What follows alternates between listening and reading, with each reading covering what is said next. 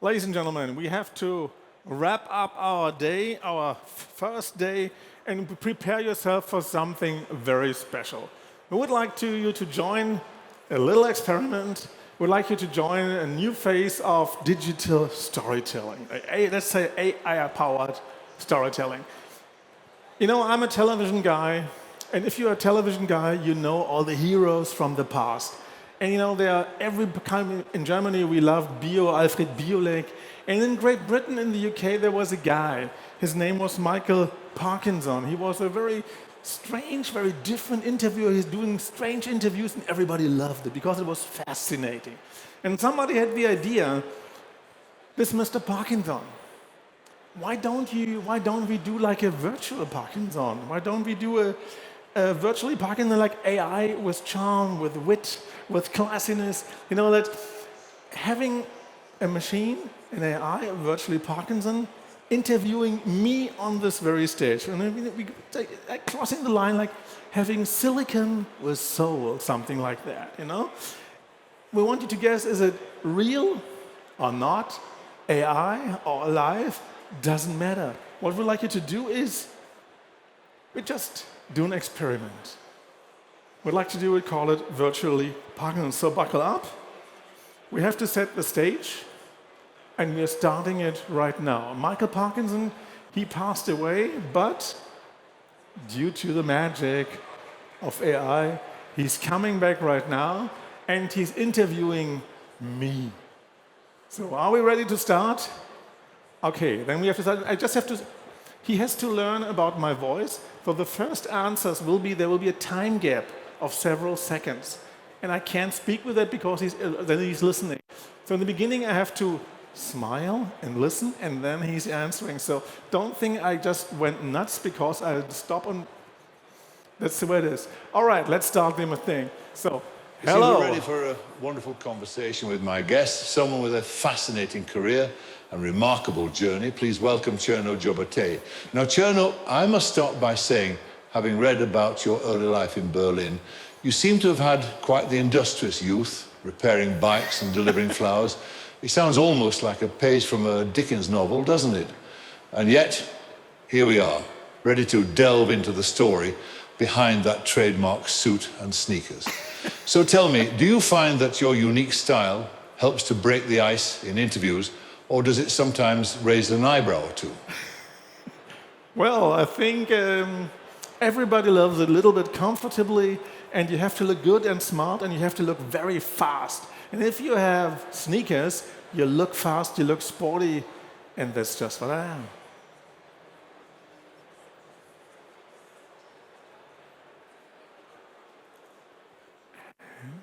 Ladies and gentlemen, he's answering.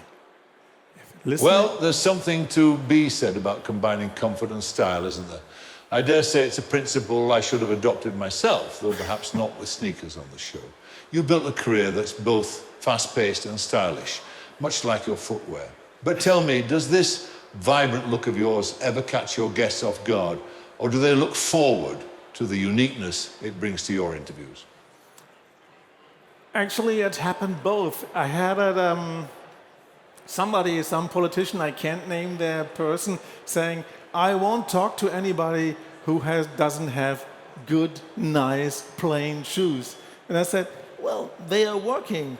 And he said, no, that is not shoes. That is something you do not work for work, you do that for pleasure. And he just went off. That did happen.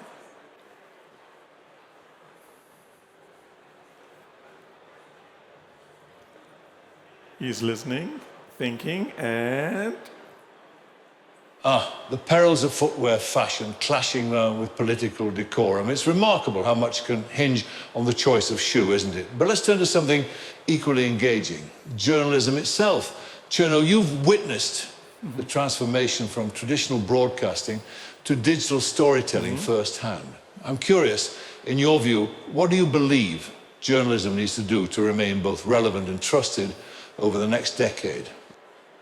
I think we just have to go back to work. We have to adapt to new thinking, new storytelling.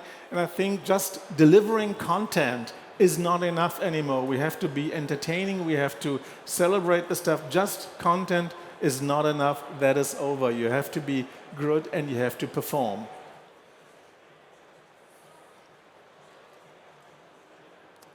And now you're thinking, and he is on the roll to attack me. It's a fascinating landscape you're describing, Cherno. It seems that journalism, much like any good performance, now requires that element of entertainment to truly capture attention. Perhaps it's somewhat like a good cricket match. So it's not just about playing well, but also about giving the audience a thrilling experience. So with storytelling seemingly at the core of what's evolving, do you think this trend leads to journalism becoming more personal in the future, or will it result in stories becoming more fragmented as each tries to stand out? Well, I think, back in the days where there was just one television channel or one major newspaper, we could do anything we wanted. Now you have to be personalized because any AI could just talk, delivering facts. You have to be better than any AI. You have to be you. And if I'm me, and you can be me. So that's why you have to personalize it in order to survive and to thrive.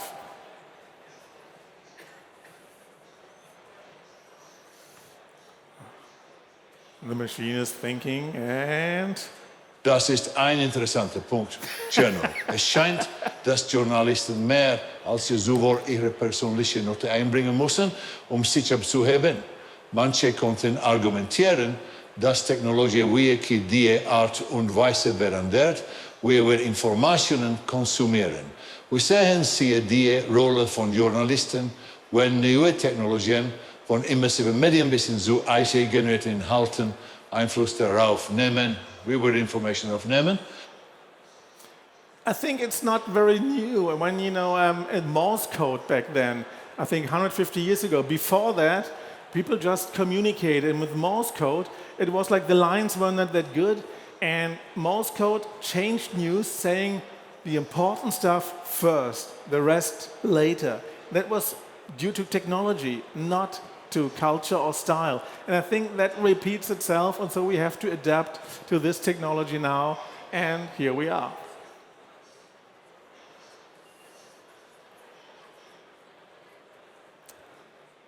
I wonder what he's saying now. Let's switch back to English for the benefit of our audience.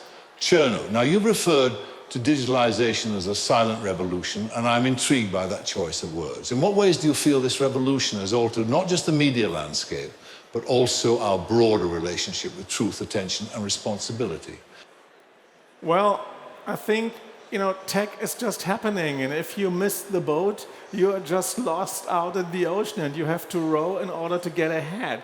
And when the steam engine changed a lot, and prior to that, other things changed a lot. So that's why I think it's just another revolution, one out of many. And I think I like it because I like new stuff.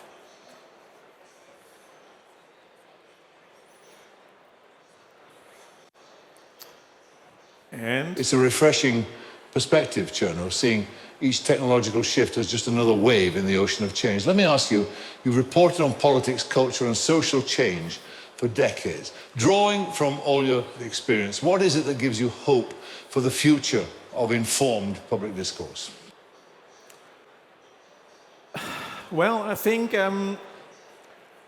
whenever there was a new technology, some people were very, let's say, pessimistic, and there was a German philosopher, his name was Walter Benjamin, and he once said, if media changes, society changes. Back then it was radio, the right-wing people, they just cashed in on that. In Germany, we know that.